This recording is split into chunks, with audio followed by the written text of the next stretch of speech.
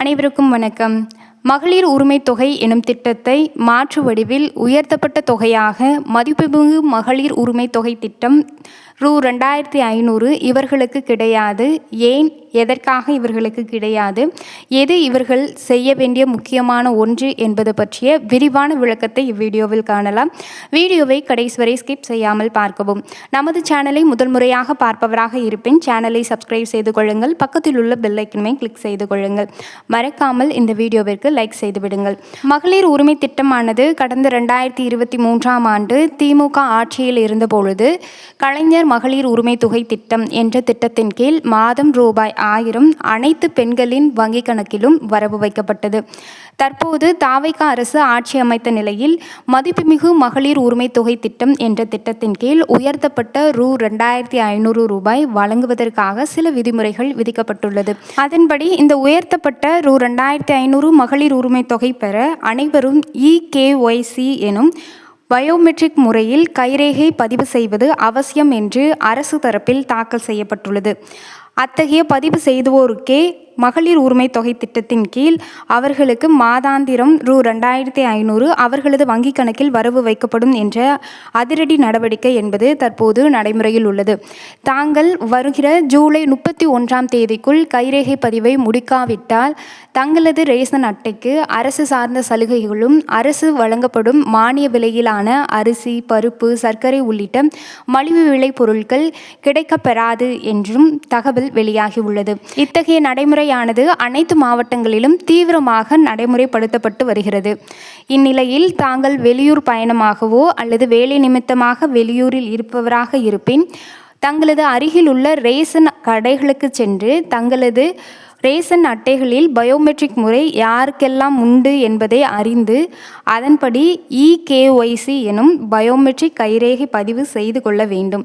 உங்களது கைரேகை பதிவானது ஒரு குடும்பத்திற்கு எவ்வளவு மானிய தொகையிலான மலிவு விலை பொருட்கள் வழங்க வேண்டும் என்பது பற்றிய தகவல் அறியவும், ஒரு குடும்பத்தில் எத்தனை உறுப்பினர்கள் உள்ளனர் என்பதை அறியவும், போலியான ரேஷன் அட்டைகளை கண்டறியவும் இத்தகைய நடைமுறை அமுல்படுத்தப்பட்டது. உங்களுக்கு உயர்த்தப்பட்ட ரூ. 2500 வேண்டுமென்றால் தாங்கள் கட்டாயம் இந்த EKYC என்பதில் பதிவு செய்ய வேண்டும். இல்லையேல் உங்களுக்கு இந்த உயர்த்தப்பட்ட தொகை வழங்குவதில் தாமதம் ஏற்படலாம் அல்லது தடை செய்யப்படலாம். இது மட்டுமல்லாமல் இந்த உயர்த்தப்பட்ட மகளிர் உரிமை தொகை பெறுவதற்கு 21 வயது முதல் 60 வயதிற்கு உட்பட்டவர்களே பதிவு செய்ய முடியும். இதுவரை நீங்கள் ரூ. 1000 வரவு வைக்கப்பட்டு வங்கி கணக்கு ஆக்டிவில் இருக்கும் பட்சத்தில் அடுத்ததாக உயர்த்தப்பட்ட தொகை வழங்கும் 2500 வரவு வைப்பதற்கு அதிக வாய்ப்புகள் உள்ளது. மாதம் ரூ. 2500 வழங்குவது குறித்து முதலமைச்சர் விஜய் அவர்கள் அமைச்சர்கள் மற்றும் இது குறித்த தலைவர்களுடன் ஆலோசித்து வருகிறார்.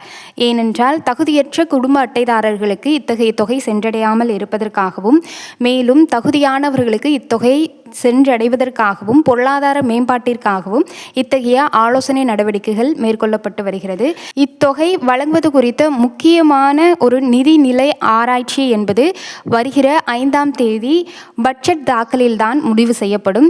அதிகபட்சமாக மகளிர் உரிமை தொகையானது ஆகஸ்ட் 15ஆம் தேதி சுதந்திர தினத்தையொட்டி அனைவரது வங்கி கணக்கிலும் வரவு வைக்கப்படும் என்று கூறப்படுகிறது. ஒருவேளை தங்களது வங்கி கணக்கில் ஆகஸ்ட் 15ஆம் தேதி வரவில்லை என்றாலும் அடுத்த மாதத்திற்கு அதாவது செப்டம்பர் மாதத்திற்கான மகளிர் உரிமை தொகை திட்டம் வருவதற்கான விண்ணப்பங்களை தாங்கள் பதிவிடலாம். ஆகஸ்ட் 5ஆம் தேதி நடக்கும் பட்ஜெட் தாக்கலில் மகளிர் உரிமை தொகை வழங்குவதற்கான அதிகபட்ச சாத்தியக்கூறுகள் 98% இருப்பதாக அமைச்சர்கள் மற்றும் சமூக வலைதளங்களில் பரவலான செய்திகள் பரவி வருகின்றன.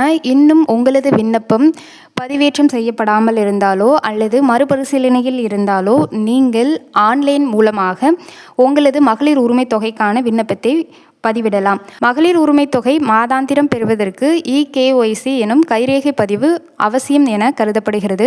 ஆகையால் வரும் ஜூலை 31ஆம் தேதிக்குள் அருகில் இருக்கும் ரேஷன் கடைகளுக்கு சென்று ரேஷன் அட்டையில் இருக்கும் அனைத்து உறுப்பினர்களின் கைரேகைகளும் பதிவிடுமாறு கேட்டுக்கொள்கிறேன். அப்படியானால் மட்டுமே தங்களது அட்டைதாரர்களுக்கு, அதாவது ரேஷன் அட்டை வைத்திருப்பவர்களுக்கு மாதாந்திர அரசு சலுகைகள் மற்றும் அரசு தொடர்பாக வரும் முக்கியமான தீபாவளி, பொங்கல் தொடர்பான கூடுதல் சலுகை தொகைகள் வந்து சேரும் என்பதும் குறிப்பிடத்தக்கது. ஆகையால் இதை கவனத்தில் வைத்துக் கொள்ளவும். இத்துடன் இத்தகவல் முடிவடைகிறது. இது போன்ற அரசு தரப்பில் வரும் உடனடி அப்டேட்களை தெரிந்து கொள்ள நமது சேனலை ஃபாலோ செய்து கொள்ளுங்கள். நன்றி, வணக்கம்.